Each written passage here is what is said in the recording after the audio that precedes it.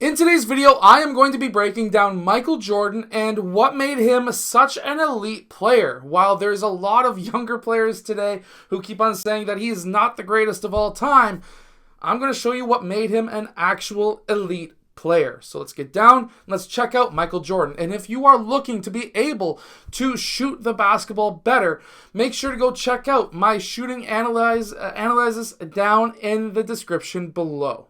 Okay, so first off, he was an absolute god when it came to the open court. And when he was dribbling down court, yes, he kept on having his head and eyes up, looking for options, which also allowed the defenders to keep on guessing as to what he was going to do next. Everything that I'm going to show you in this video, you can do as well in your games. He picked up the ball up here. And remember, all the old heads who said 2 steps never used to be a travel in basketball, let me explain to you why that's false. Well, let's actually see how many steps he actually took, because this is very important. That's his gather. That's his first step right there. That's his second step right there. Watch how he has the ball up high. This is extremely important because now, if he was to have the ball down near his waist, this defender would have stripped the ball from him. However, he was able to keep that ball away from his defender using his off arm to create the contact with that defensive player first, using his body as a shield to that defender, and then he was able to finish with a finger roll at the rim. Now, this is another very important part. There's a lot of coaches who will say, I only want you to do overhand layups.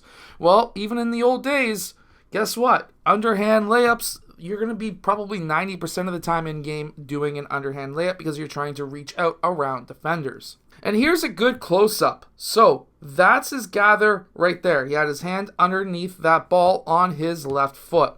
He takes first step, second step, and then he goes up and uses his off arm right there to create contact. Now, technically this in today's game would be an offensive foul if the referees seen it. However, back in the day, it wasn't. And plus, his name was Michael Jordan, so he got away with a couple of things, just like LeBron does today. This is another reason why Michael Jordan was elite. Right here, he gets that pass in the fast break. He's essentially going one-on-one at this point in time. A lot of players in today's game will try and figure out a way of trying to get around this last defender so that they can finish at the rim. However, this is not something that Michael Jordan did. He loved trying to make contact and he loved trying to jump over top of defenders, and that's exactly what he does right here.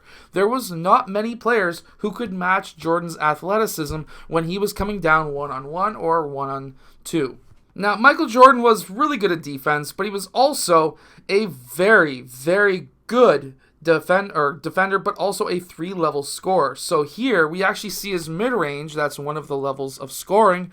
And what made this one so good is the fact that he used a shot fake. While yes, he was able to palm the ball because he had massive hands, that wasn't the only reason why he was able to shoot and score in this clip. He also pass faked the ball to this guy, Leitner, who was cutting to the rim. This allowed Jordan to have that wide open shot right in the middle of the key. And just like in today's game, yes, they had screens, but watch how Jordan was able to use screens. If you want to make the NBA, whether it was back in the 90s or in today's game, you're going to need to be able to read what your defender is doing, what the screener's defender is doing, and of course, what the screener himself is doing.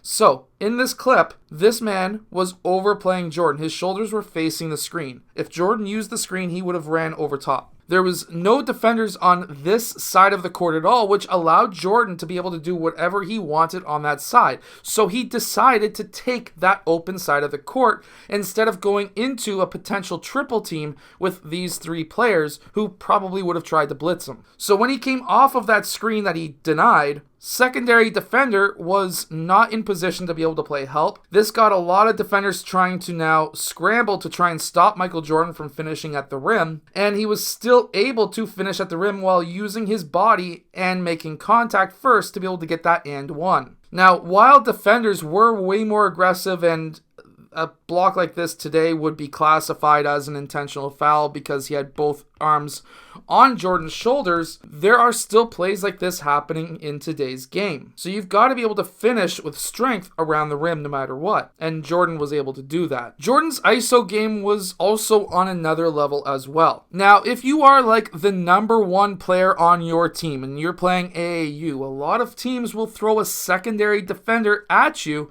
So watch what Jordan does right here when this happens. Jordan gets that secondary defender, and this defender was playing up on this side. This man was going down to zone up on two different players because they were double teaming Jordan. Jordan noticed that this man, the secondary defender, was going towards Jordan's right side, so Jordan had to attack back left. This left both players behind him when he was attacking the rim. His body is also on an angle so that he could create contact first if these defenders wanted to try and body him. He wasn't just dribbling to the rim with his body straight up. He was angled into those players before they were even there. So that when he was able to get that contact, it was not happening because he was able to cut in front of those players.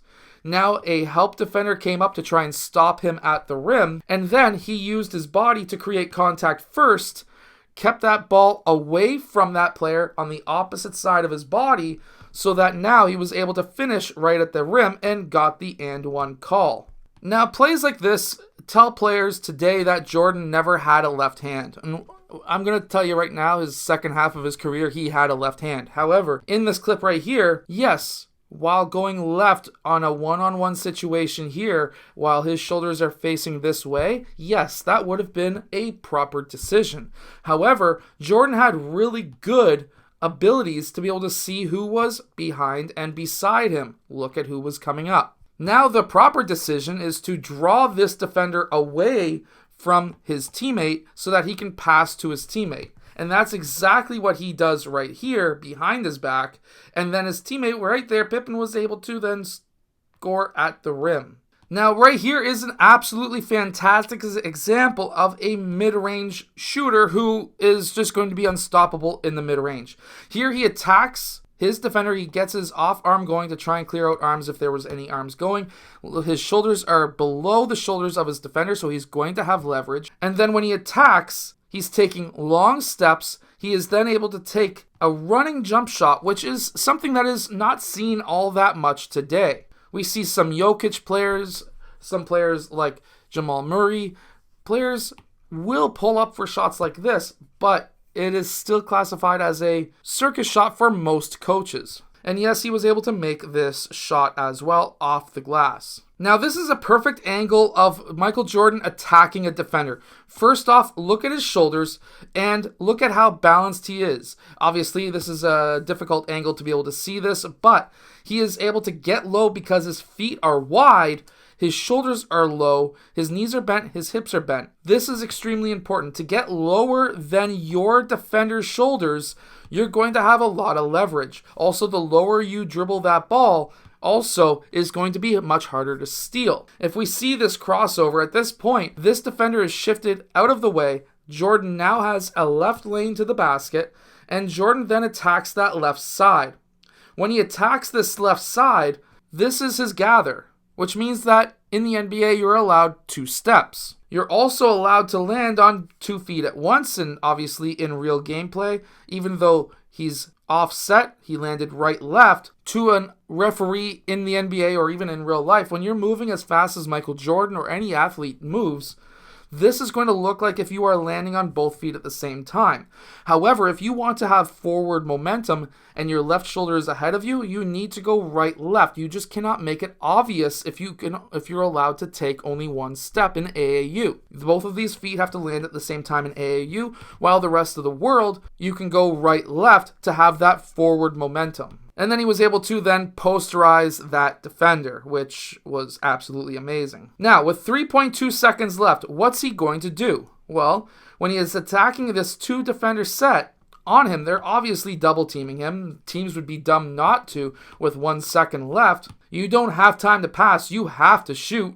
He's able to go up, and because he had such a balanced shot, yes, he was able to hit threes as well. Now, while this was an iconic shot, I have it up on my wall as a big poster, and this is one of the greatest plays of all time. If we actually break this down, watch what he's doing right here. He's already got his body leaning into this defender. This allows for quick momentum on spins. If this player tried to steal, he would have been able to spin off. He would have been burned. He's keeping the ball nice and wide. He's not dribbling it in front of his body. If it was, this guy would have been able to steal it. He's keeping it nice and wide away from his body. He then swivels his hips and gets that negative step, which allows for the Achilles to be loaded so that he can explode off much faster. This then allows him to be able to take 1 dribble, 2 dribbles towards the rim. Yes, that's a snatch back, and yes, there might have been a little bit of a push, but I'm going to tell you right now, if your shoulders are lower than your defender's, as Michael Jordan's was when he was attacking that spot, and we'll just replay it really quick, his shoulders are definitely lower. He's definitely got leverage, and he doesn't exactly push him all that much. That should not be enough of a push to move a grown man out of the way. Was he flopping? Potentially, but he got burned for flopping, and not many referees are going to be calling fouls in the last 5 seconds anyways, even though that happened in one of our last games, which sucked and made us lose the game. But I digress. That is because Jordan's shoulders were much lower. His shoulders were facing the baseline, which allowed him to, or Jordan, to snatch back and to pull for that shot. And it was a perfectly balanced shot, and he was able to pull it off with his regular shooting form without needing to rush it, and he won the game. Michael Jordan is one of the greatest players of all time. If he was born later and in today's game, he would probably still be one of the greatest of all time. We have to remember that players had different trainings through different generations. A Wilt Chamberlain would today still be a very good player, like maybe a Victor Wembanyama or a Giannis Antetokounmpo. We have to remember that these players grew up a different way than we do today. We have more technology today, we have more training today, we have better trainers in general today, and because of that, these amazing GOATs from the past would still be GOATs today. We have to remember that. We cannot be putting down past players. I hope that you've enjoyed today's video. Make sure to go check out my links down below where I can analyze your shooting form, or you can have even custom basketball training plans. I'll see you guys again in my next video.